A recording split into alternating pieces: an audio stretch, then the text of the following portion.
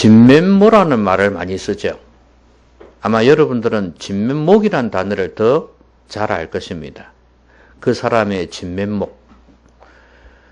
진면모는 본래 그 사람이 혹은 그 모습이 그 어떤 동물이나 이런 면들이 가지고 있는 모습, 그래서 모라고 쓴 겁니다.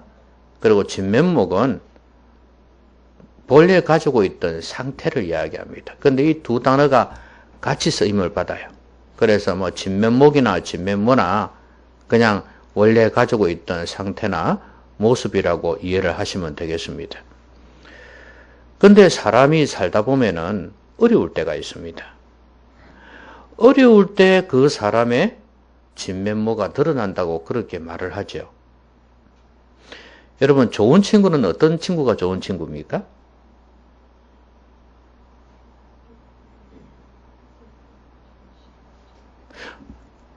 내가 어려울 때 나와 함께 해줄 수 있는 사람이 좋은 친구죠. 진짜인지 가짜인지는 내가 어려워 보면 알아요. 그래서 참 좋은 사람이 많이 없다는 걸 여러분 아실 겁니다. 가족도 마찬가지 아닌가요? 친척도 마찬가지예요. 부모가 돈이 많고요. 그러면 뭐 며느리든 사위든 딸이든 아들이든 그냥 수시로 찾아옵니다. 그런데 부모가 돈이 없으면 병들고 그러면 잘 안 찾아오. 그런데 그럼에도 불구하고 잘 찾아오는 사람은 진짜 효도하는 자녀예요. 어려울 때 그 사람의 모습이 진면모가 드러난다 그 말이죠. 우리의 신앙도 그러지 않을까요? 하나님 앞에서 진짜 신앙은 어려울 때 드러나는 것 같아요. 내가 부자가 되고 사업이 잘 되고 건강하고 자녀가 잘 되고 막 이렇게 뭐든지 잘 되가면은 할렐루야 하면서 하나님 앞에 감사하고 그러죠. 그렇죠? 근데 일이 안 될 때가 있단 말이죠. 힘들 때가 있단 말이죠. 그럴 때 겸손하게 하나님을 찾는 사람이 있는가 하면 하나님을 뒷전에 두는 사람이 있어요. 힘들 때 하나님을 찾는 사람이 진짜 믿음의 사람이에요. 지금 예수님은 상당히 어려운 시기를 통과하고 있습니다. 이제 군인들이 와서 예수님을 잡아갈 거란 말이죠. 오늘 본문이 이제 잡으러 온 장면이 나와요. 겟세마네 동산에서 한철이 기도하셨지 않습니까? 땀방울이 핏방울 되기까지 그렇게 간절히 기도하셨는데 얼마나 힘들었겠어요. 너무 괴로워 죽겠다 이 말씀까지 하셨어요. 오죽했으면 예수님 입에서 그 말씀이 나왔을까요? 그렇게 힘들었는데 또 예수님은 알고 계시잖아요. 십자가에서 죽으실 것을 알고 계셨어요. 그래서 이 잔을 내게서 옮겨달라고 간청하지 않았습니까? 지금 예수님은 가장 힘든 시기를 지나고 있습니다. 차라리 십자가에 못 박힌 상태면은 오히려 좀 덜 할지 몰라요. 지금 못 박히기 전이니까 더 두려운 거죠. 여러분, 차라리 매 맞을 때는 낫죠? 매 맞기 전에 더 마음이 졸이고 그러지 않습니까? 똑같은 거예요. 예수님의 심정이 지금 보통이 아닙니다. 그런데도 이런 가운데에서 예수님께서 보여주신 모습을 보면 예수님의 진짜 모습이 이거였구나 하는 거 알 수 있습니다. 이렇게 힘드신데도 이런 모습을 보여주셨구나. 이걸 보게 되면 나는 나의 어려운 상황 가운데서 어떤 모습을 보이고 있는가 한번 돌아볼 수 있어요. 저는 오늘 이 말씀을 통해서 예수님의 모습을 보고 이 어려울 때 보고 내가 어려울 때 어떤 자세를 가져야 될 것인가 그걸 좀 깨닫는 시간이 되었으면 좋겠습니다. 그리고 이런 가운데에서 하나님께서 나에게 말씀하시는 메시지는 뭔가 그렇게 깨달았으면 좋겠습니다. 자, 지금 이제 예수님이 여기는 동산이라고 되어 있지만 누가복음에는 겟세마네 동산으로 나와 있지 않습니까? 겟세마네 동산에서 기도하셨습니다. 기도하시고 난 뒤에 이제 제자들이 하도 졸고 있으니 예수님은 간절히 기도하시고 난 뒤에 이제 됐다. 그만해라. 그렇게 인자가 팔릴 때가 왔다. 이렇게 말씀하셨거든요. 아니나 다를까 이제 들이닥칩니다. 그것도 누가 중심이 되어서 왔습니까? 가룟 유다가, 제자가 군인들하고 아래 사람들, 하인들하고 다 데리고 지금 왔어요. 대제사장 이런 사람들의 하인들 있잖아요. 이런 사람들 군인들 데리고 막 왔습니다. 누구 잡으러? 예수님 잡으러 왔어요. 그런데 이 사람들이 칼도 가지고 왔어. 무기를 가지고 왔단 말이에요.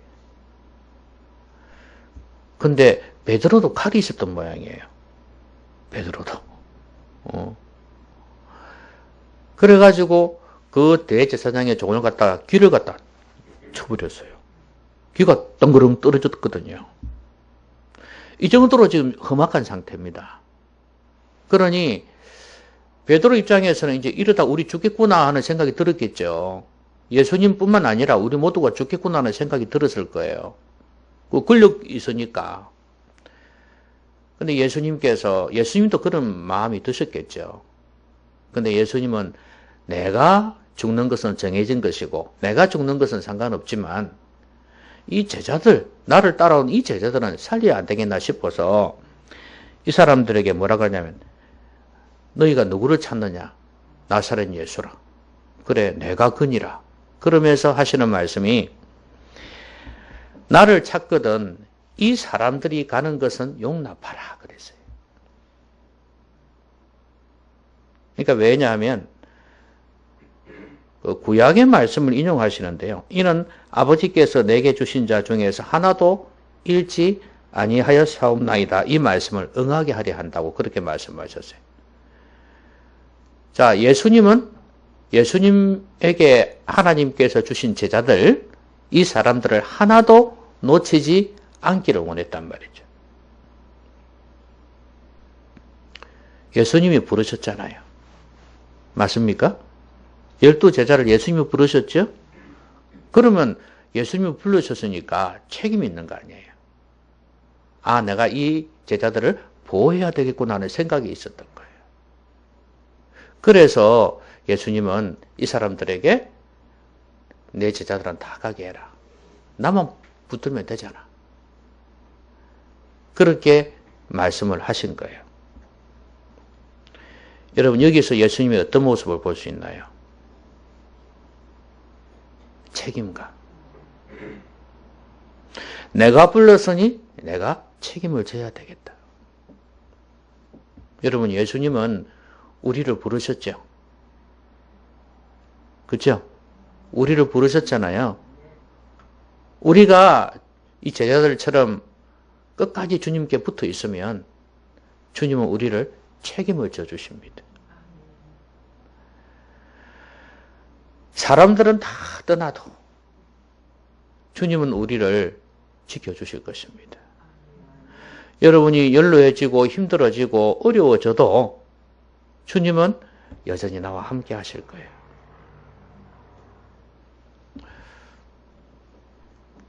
제자들에게도 내가 세상 끝날까지 너희와 함께 하겠다 약속하셨지 않습니까?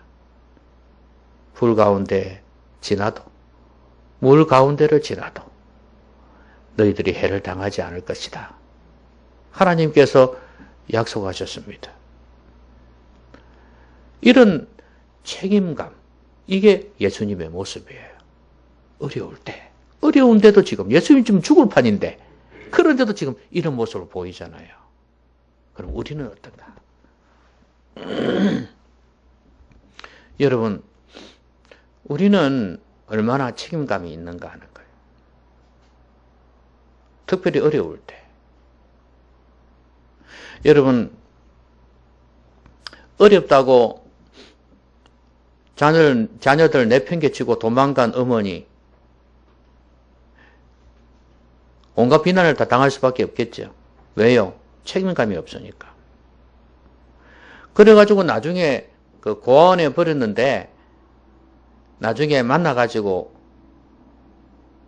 어떤 모습을 보여나요? 자녀들이 아이고 그래도 내 어머니네 이렇게 합니까? 대부분은 어때요? 보기 싫다. 그쵸? 그래 나중에 사정을 알고 나면 이제 이해를 하고 나이가 들어가지고 이해를 하고 어쨌든 간에 관계를 좀 지속하는 그런 모습은 보이기도 하죠. 그러나 처음에는 이해가 안 될 거예요. 무책임하다고 생각하니까. 여러분 아버지가 자녀들을 경제적으로 부양도 안 하고 맨날 술 먹고 흥청망청 돌아다니고 그러면 어떤가요? 폭력이나 일삼고 집에 들어와 술 먹고 와가지고 그러면 어떻나요? 완전 진상이죠. 어느 가족이 좋아하겠습니까? 그렇죠? 옛날에는 여자들이 그런 거 참고 살았어요. 보고. 그런데 요즘은 어때요? 갈라서지요? 예. 요즘은 그렇습니다. 자, 이렇게 무책임한 사람들에 대해서 우리는 아주 싫어합니다.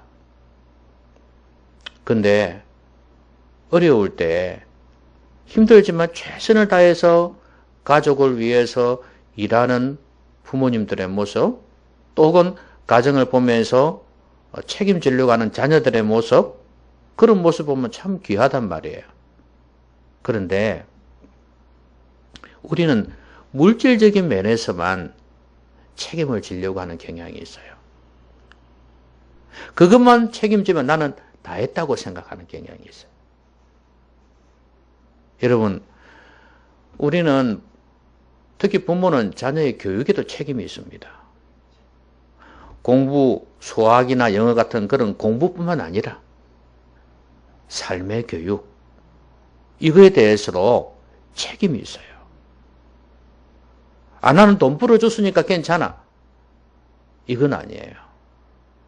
많은 걸 놓치고 있는 거죠. 근데 그것뿐이겠습니까? 그 교육 안에 신앙도 있잖아요.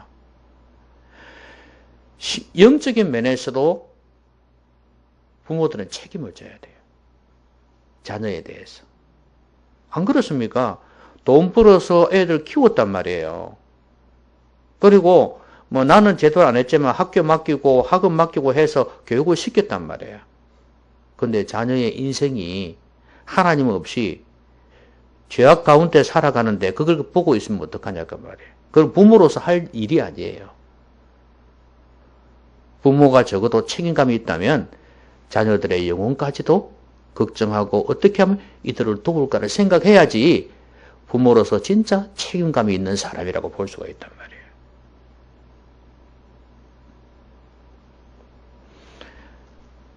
어려울 때일수록, 힘들 때일수록 책임감을 발휘하는 여러분 되셨으면 좋겠습니다. 그것뿐이겠습니까? 하나님 앞에서도 우리의 사명이 있지 않습니까? 책임이 있어요. 그렇죠? 성도로서의 책임이 있단 말이에요. 이게 어찌 보면 내가 하지 않으면 안 된다는 것인데 한편으로 주인의식이기도 해요. 여러분 교회를 생각하면서 어떤 생각하십니까? 책임감이 있어야 되거든요. 그렇죠? 교회는 목사가 알아서 하겠지. 그거 아니죠. 목사가 할 일이 있고 성도들이 할 일이 있어요. 그렇죠? 그래서 같이 애를 쓸 때 교회가 든든히 서가는 것이지 목사 혼자서 되는 게 절대 아닙니다. 목사가 할 일이 있고 사모가 할 일이 있고 권사가 할 일이 있고 집사가 할 일이 있어요. 그렇죠? 그렇게 각자가 할 일을 최선을 다해서 감당해 나갈 때 교회가 든든히 서갑니다. 이 책임감, 어려울 때일수록 빛이 나는 거예요. 진실하냐 안 하냐, 하나님 앞에서 진정성 있는 신앙이냐 아니냐가 거기에서 드러난다 그 말이에요. 어려울 때일수록 책임감을 잃지 않는 여러분 되셨으면 좋겠습니다. 근데 베드로가 칼을 가지고 말고의 길을 쳤잖아요. 그럼 예수님께서 이 길을요 딱 들어가지고 다시 붙여주셨어요. 예수님이 그냥 인간이 아니라는 거 알 수 있죠. 하나님의 능력이 그 안에 있습니다. 붙여주시면서 뭐라고 하셨냐면 칼로 일어난 자는 칼로 망하느니라 그렇게 말씀하셨어요. 오늘 본문에는 안 나와 있는데 마태복음에 나와 있어요. 칼로 일어난 자는 칼로 망한다. 이게 무슨 말씀입니까? 이제 베드로 보고 경고하는 말씀이기도 하죠. 칼로 했다고 네가 혈기를 가지고 칼로 대하냐? 그래가 절대 못 이긴다는 거죠.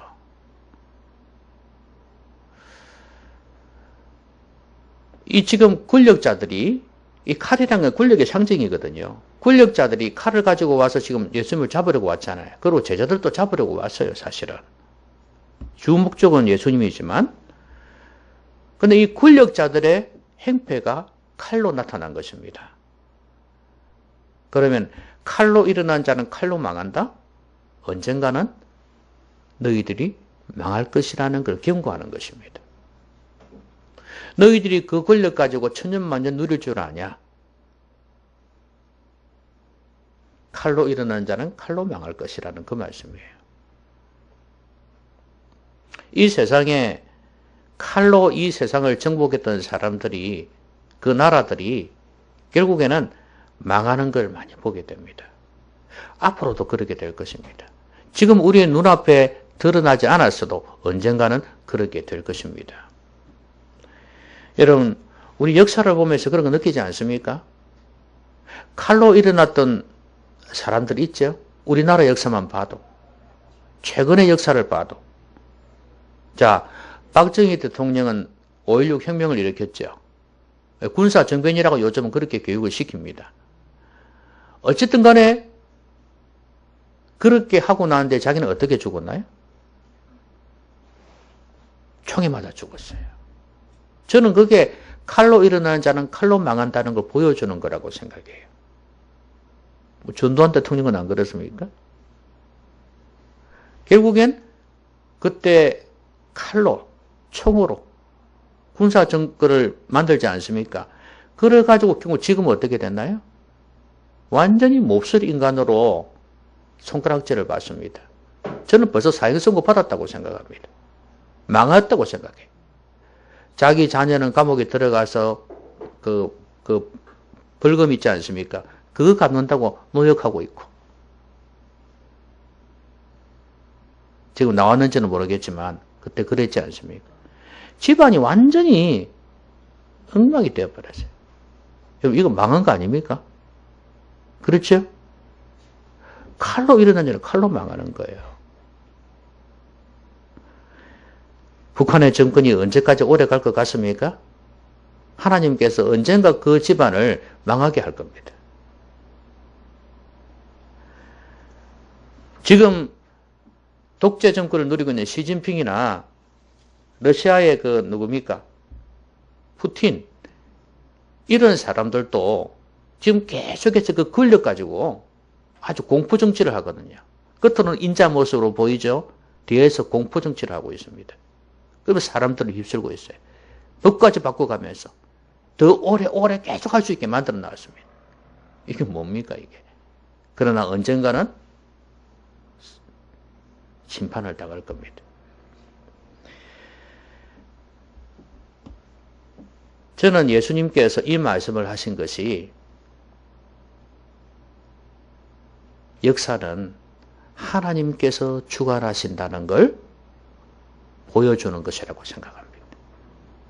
주님은 그걸 믿으신 거예요. 비록 내가 이렇게 너희들의 칼 앞에서 끌려가지만 그리고 십자가에서 죽지만 난 다시 부활한다. 그 말씀이거든요. 그리고 언젠가 너희들은 심판대 앞에 서게 될 것이라는 거예요. 역사의 주관자는 하나님이시라는 거예요. 나를 죽여도 나를 살리시는 분은 하나님이시고 너희들이 승승장구 잘난 체 하지만 언젠가는 하나님 앞에서 심판을 당할 거다. 여러분 인생의 주관자도 하나님이시고 역사의 주관자도 하나님이시라는 걸 주님께서는 분명히 알고 계신 것입니다. 우리가 어려울 때 가져야 될 자세가 바로 이거예요. 내 인생의 주관자가 누구라고요? 하나님이시다. 인간의 생사하복을 주관하시는 분이 하나님이시다. 이걸 믿고 있으면 담대해질 수 있는 거예요. 역사의 주관자도 하나님이십니다. 여러분 이 나라를 보면서 여러분 걱정 많이 하시잖아요. 그래서 저는 이번 선거를 보면서도 느낀 것이 역사의 주관자는 하나님이시구나. 그걸 느낍니다. 이거는 어느 정권이든 상관없어요. 교만하고 백성들을 짓밟고 권력으로 일어서면 절대 권력은 절대 부패한단 말이 있지 않습니까? 절대 부패하는 거예요. 그러니까 이걸 보면서 나라를 생각하면서 기도하는 게 우리가 할 일이고, 그 다음에 우리 개인을 생각하면서도, 가정을 생각하면서도 어떤 자세를 가져야 된다고요? 하나님께서 모든 것을 주관하신다는 걸 굳게 믿어야 돼요. 그러면 하나님 기도하지 않겠습니까? 왜냐하면 하나님이 주권을 가지고 계시니까. 괜히 어려운 상황 앞에서 벌벌 떨고 두려워하고 할 필요가 없는 거예요. 좀 더 담담해지십시오. 왜냐하면 나는 하나님의 자녀이기 때문입니다. 하나님의 자녀이기 때문에 당당할 수 있는 거예요. 담대해질 수 있는 거예요. 심지어 죽음 앞에서도 담대해질 수 있는 거예요. 왜냐하면 우리 인생은 언젠가 한번 죽게 되어 있습니다. 그런데 내 아버지께서 나를 부르셨잖아요. 그렇죠? 그리고 나를 책임지신다고 말씀했지 않습니까? 그러면 나를 천국으로 인도하실 거 아니겠습니까? 더 좋은 곳으로 인도하실 거란 말이죠. 담대해질 수밖에 없는 거예요. 하나님이 인생의 주관자가 되신다. 많은 사람들이요, 어려운 상황 앞에서 벌벌 떱니다. 그게 물질적인 것이든 질병의 것이든 죽음이든 뭐든 간에. 근데 하나님이 역사를 주관하신다고 믿는 사람, 인생을 주관하신다고 믿는 사람은 절대 그 앞에서 두려워 떨지 않습니다. 담대해지십시오. 하나님 의지하면서 담대해지십시오. 자, 그런데 예수님께서 베드로한테 칼을 칼집에 꽂아라 그렇게 말씀하셨지 않습니까? 아버지께서 주신 잔을 내가 마시지 아니하겠느냐 그랬습니다. 근데 예수님께서 이런 말씀하셨어요. 여기에는 이제 이 말씀밖에 없지만 아까도 말씀드렸듯이 다른 성경에는 특히 마태복음에 이렇게 나와 있습니다. 내가 12군단 되는 천사를 데리고 못 올 줄 아냐? 내가 저놈들 순식간에 없앨 수 있다. 이렇게 말씀하셨어요. 아까도 우리가 보니까 이 사람들이 와가지고 너 누구 찾냐? 나사렛 예수라. 내가 그니라 하니까 그들이 물러가서 땅에 엎드러지는 자라 그랬지 않습니까? 이건 주님의 어떤 권위, 주님의 어떤 영광이 확 나타나기 때문에 그 앞에서 엎드린 거 아니겠나 추측해 볼 수가 있어요. 그리고 다시 누구를 찾냐 그러니까 이제 조금 의기소침했겠죠. 특히 유다가 안 그랬겠습니까? 나사렛 예수라 이렇게 하지 않았겠어요? 주님은 이렇게 능력이 있는 분이에요. 그렇지만 내게 주신 잔을 내가 마시지 않아야겠느냐. 주님께서, 하나님께서 예수님에게 원하시는 뜻이었기 때문에 잡혀가시는 거예요.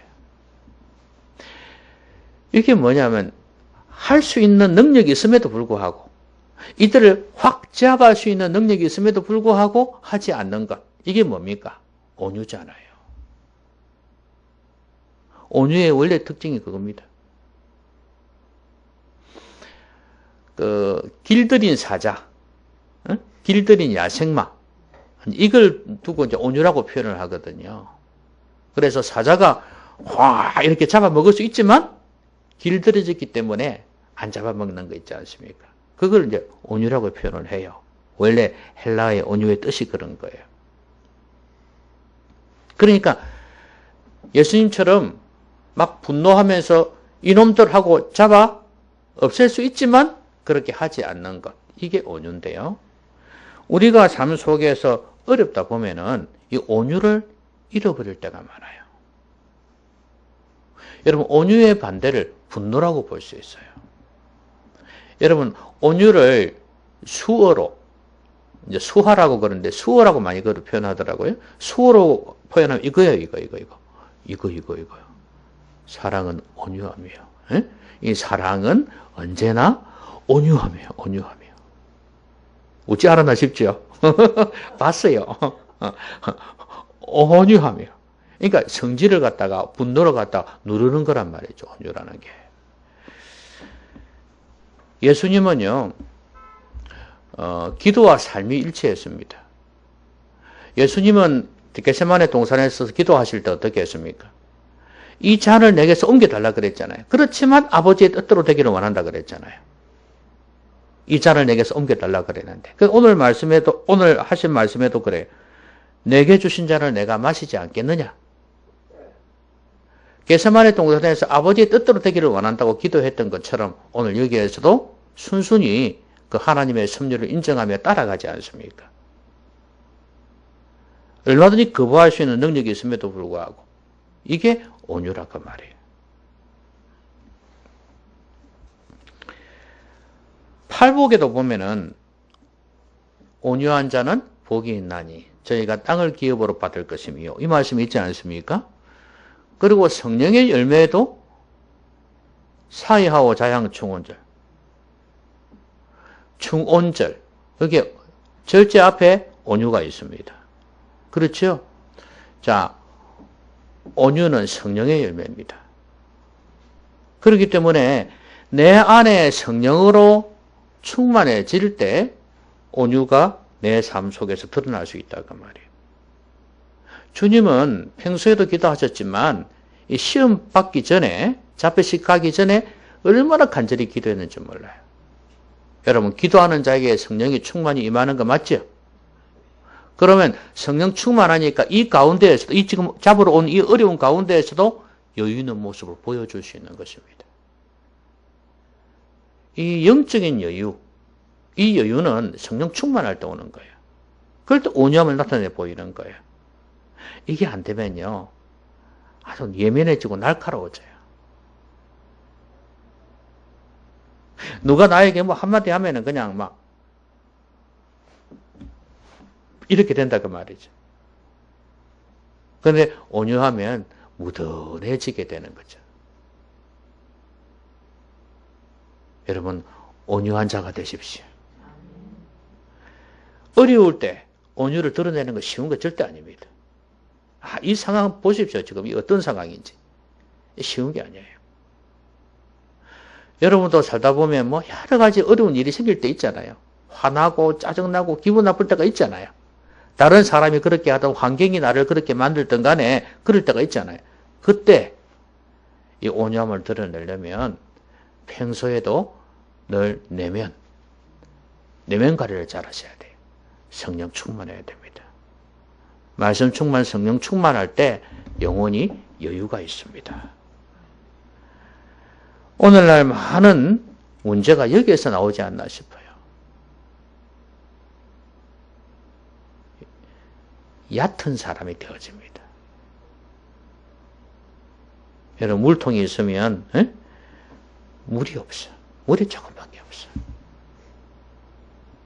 얕은 사람이에요. 물이 꽉 차있는 충만한, 성령 충만한 사람이, 말씀 충만한 사람이 되면은 무게감이 있고 진중해요. 이런 사람이 온유를 드러냅니다. 여러분, 매일매일 우리는 무엇으로 채워야 되겠습니까? 세상의 것으로 계속 채우면 우리는 날로 영혼이 황폐해져요.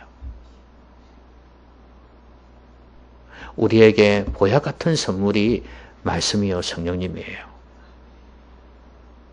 귀하게 여길 줄 알아야 돼요. 말씀을 귀하게 여길 줄 알고, 아무리 뭐니 해도 뭐니다 하지만 그런 것을 너무 갈망하지 말고 하나님 말씀으로 충만해야 됩니다. 여러분, 조건을 보고 결혼하는 사람들이 왜 깨어지기가 쉬운 줄 아세요?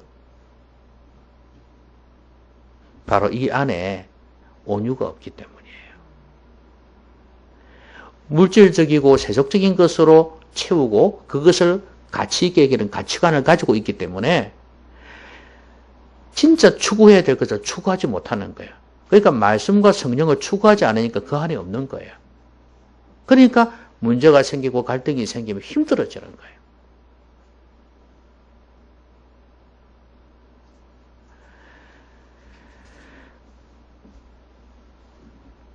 하나님의 섭리를 순순히 받아들일 수 있는 여유 있는 자세. 힘들고 어려울 때, 하나님의 뜻이구나. 물론 어려움들을 바꾸기 위해서 기도도 해보고 노력도 해야 되겠죠. 그래 해도 내가 어쩔 수 없는 게 있잖아요. 그런 경우에는 받아들이는 거예요. 어쩔 수가 없구나.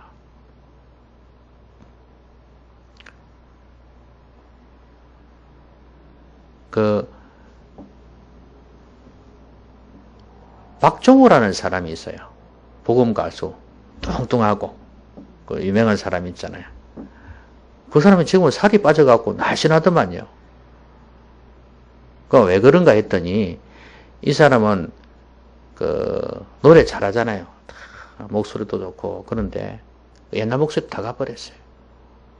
근데 지금도 여전히 잘하는 편은 잘하는 편이지만 이 사람이 뇌를 다쳐갖고 뇌 수술도 했고 그 다음에 최근에는 암에 걸려갖고 암 수술도 하고 그래 암 환자끼리 모였다면 김동호 목사님이라고 있어요. 그 유명한 목사님이 있거든. 그것도 폐암 걸려갖고 지금 65세에 은퇴를 했지만 그 암에 걸려가지고 폐암에 걸려가지고 완전히 뼈만 붙어 있더만요. 그러면서도 이 사람들은 보니까 그 하나님의 섭리를 잘 받아들이고 있더만요. 자기들은 죄를 지어서 이렇게 하나님이 암을 주시는 게 아니라는 걸 자기들은 믿고 있고 물론 자기들 더 연단시키기 위한 것도 있고 그런데 분명히 하나님의 뜻이 있다는 거예요. 그래서 자기들은 암 환자들에게 복음을 전하고 있고 그래서 자신들은 하나님의 섭리가 있다는 걸 믿더만요. 그러니까 우리가 힘들고 어려울 때 온유해 줄 수 있으려면 그러니까 그 사람들은 성숙해 보여요. 이제 조금씩. 그게 왜냐하면 그걸 하나님의 섭리로 인정하고 받아들이기 때문에 가능한 거거든요. 그게 바로 온유란 말이에요. 왜 자꾸 나한테 이런 일이 생겨?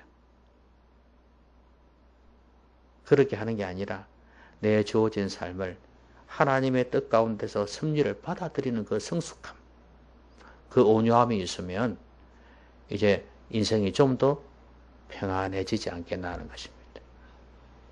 말씀 맺겠습니다. 그 어느 노래 가사에 이런 게 있어요. 사람이 늙어가는 게 아니라 익어가는 것이다. 바람이란 노래가 있죠. 그렇죠? 예. 그런 말이 있죠. 예. 익어가는 것이다. 그랬는데 우리 인생도 많은 산전수전 겪는다고 그러잖아요. 어려움을 겪는다고 그러지 않습니까? 그 어려움을 겪어가면서 우리는 점점 성숙해 가야 되지 않겠는가. 오늘 예수님께서 어려운 가운데서 보여주신 그 모습 그걸 우리도 이제는 많은 어려움을 겪었으니 이제는 또 어려움 여전히 있지만 이제 이런 모습을 좀 보여주었으면 좋겠다는 거예요. 주님께서 이 어려울 때 이 모습 보여주신 거, 책임감. 육신적인 것뿐만 아니라 물질적인 것뿐만 아니라 정신적이고 영적인 것까지 책임을 질 수 있는 그런 부모, 성도들이 돼야 되겠다. 남편과 아내가 돼야 되겠다. 그리고 인생을 주관하시는 분이 하나님이시라는 거. 그걸 예수님 믿었어요. 그래서 칼 앞에서도 당당했어요. 예. 우리도 그런 믿음을 가지고 좀 쫄지 말고 두려워하지 말고 좀 당당하게 그렇게 사셨으면 좋겠고요. 그리고 온유함. 이 여유, 내 안에 하나님이 계실 때, 성령 충만할 때 이런 여유가 있습니다. 어떤 어려움이 와도 영혼 관리 잘하십시오. 내면 관리 잘하십시오. 말씀을 사모하고 성령을 사모해서 이 성령으로 충만해질 때, 하나님의 것으로 충만해질 때 우리는 온유할 수 있습니다. 세상의 것들, 온갖 것들로 마음에 채우면 우리는 더 뾰족한 날선 사람이 될 수밖에 없어요. 좀 더 부드럽고 온유한 그런 모습을 소유할 수 있는 성숙한 성도님들이 되시기를 주의 이름으로 기원합니다. 기도합시다. 오늘 말씀 생각하면서 우리 같이 한번 소리 내서 기도하겠습니다.